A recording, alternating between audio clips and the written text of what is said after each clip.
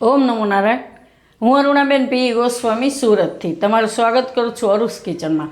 તો આજે આપણે બનાવશું સિંગોડાનો નાસ્તો. તો એના માટે આપણે આ 500 ગ્રામ સિંગોડા લીધા હતા, જે આ રીતના આવે છે, બાફેલા હોય છે એ. તો આપણે 500 ગ્રામ લીધા હતા. લીલા ધાણા લીધા છે થોડાક, અને આપણે મરચાં લીધા છે, એક લાલ મરચું ને એક લીલું મરચું, અને થોડીક આપણે લીલી હળદર લીધીશ.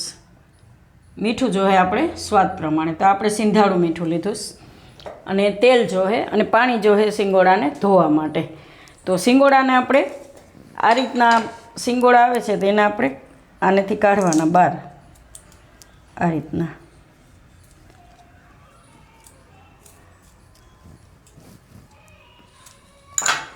તો આને ચાકુથી તમે કાઢી શકો એમ, આ રીતના. આવી છાલ હોય એ કાઢી નાખવાની, ધોવામાં નીકળી જાય. તો આ રીતના બધા સિંગોડા આપણે આ રીતે કરી લીધા છે. તો સિંગોડા અત્યારે આવતા હોય માર્કેટમાં બહુ, અને હેલ્થ માટે એમ કે બહુ સારા હોય સિંગોડા એમ. તો બધા સિંગોડા આપણે આ રીતના કાઢી લીધા છે, અને આને આપણે ધોવાના એકદમ પાણી અસર નાખીને. એટલે એનો કાળાશ હોય આપણે આમાં ખોયલા હોય એટલે એમાં આવી જાય, તો એને આપણે ધોઈ નાખીશું. ધોઈને આપણે આને કાપી નાખીશું. તો આને આપણે ધોઈને આ રીતે કટકા કરી લીધા છે, મીડિયમ સાઇઝના. તો હવે વઘાર કરશું. તો આપણે કઢાઈ લીધી છે, ગેસ ચાલુ કરશું, ને આમાં આપણે તેલ નાખીશું. તો તેલ આપણે થોડુંક જ નાખીશું આમાં, ખાલી વઘાર પૂરતું છે આ રીતનું. તો તેલને આપણે ગરમ થવા દેવું. તેલ ગરમ થઈ ગયું છે આપણું, એમાં આપણે પહેલાં આ લીલું મરચું નાખીશું, અને લાલ મરચું. આ મરચું બહુ તીખું નથી હોતું, લાલ મરચું હોય. અને આ આપણે બહુ તીખું નથી લીધું, મોડું મરચું લીધું. મરચી નથી લીધી, આ મરચું લીધું મીડિયમ તીખું. અને હળદર નાખશું. મરચું ફૂટે, તૂટેલું છે તોય ફૂટે. હવે આપણે આમાં સિંગોડા નાખી દઈએ.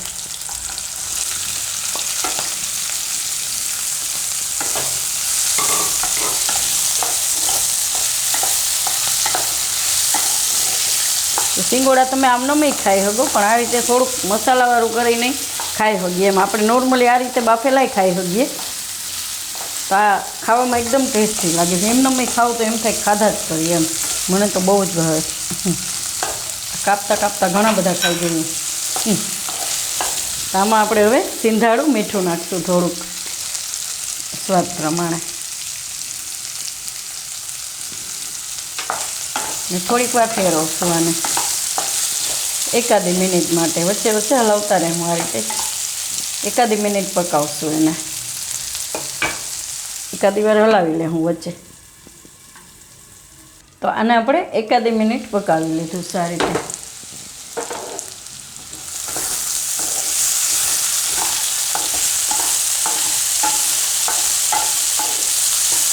અને તમે ઉપવાસમાંય ખાઈ શકો સિંગોડા છે. મરચાં આપણે ખાતા હોય, ને જો તમે હળદર ન ખાતા હોય તો સ્કીપ કરી શકો એમ. અમે તો ખાઈ છીએ હળદર, સાદું ખાઈ તો હળદર ખાવામાં કંઈ વાંધો નહીં એમ. અમે તો પહેલેથી જ ખાઈ છીએ. તો ઘણા એમ કહે ન ખાતા હોય હળદર. તો બસ આટલું જ આપણે આને પકાવવાનું છે. હવે આપણે એમાં લીલા ધાણા નાખી દેવું.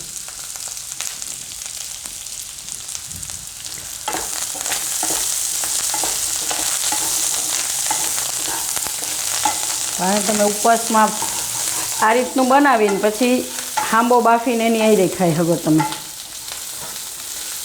તો ગેસ આપણે હવે બંધ કરી દઈશું. આને પ્લેટમાં કાઢી લેવું, સર્વ કરી લેવું.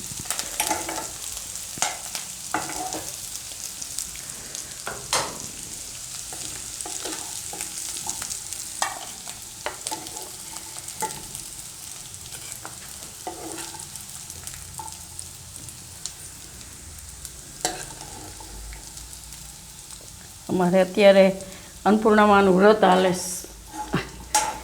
મારા શશીભાઈ વ્રત કરે છે અન્નપૂર્ણામાનું, એટલે અલગ અલગ ફરાળ બનતું હોય. એને ભાવે અલગ અલગ ફરાળ. તો ફરાળનું તો આપણે એટલી બધી રેસીપી બનાવી છે ને, એની આખી પ્લેલિસ્ટ છે. નમક વગરની એટલી બનાવી છે ને, એમનેમ ફરાળની આપણે એટલી બધી વાનગી બનાવીશ. કેમ કે અમારા ઘરમાં ફરાળની વસ્તુ બહુ વધારે બનતી હોય.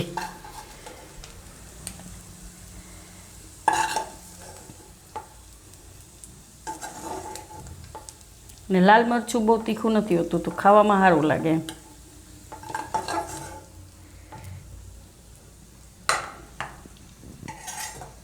તો તૈયાર છે આપણો સિંગોડાનો નાસ્તો. તો જો તમને મારી આ રેસીપી પસંદ આવી હોય તેને લાઇક કરજો, શેર કરજો અને મારી ચેનલને સબસ્ક્રાઈબ કરજો. અને બેલ આઇકન દબાવવાનું ના ભૂલતા. કમેન્ટ કરીને કહેજો કે તમને કેવો લાગ્યો આ સિંગોડાનો નાસ્તો.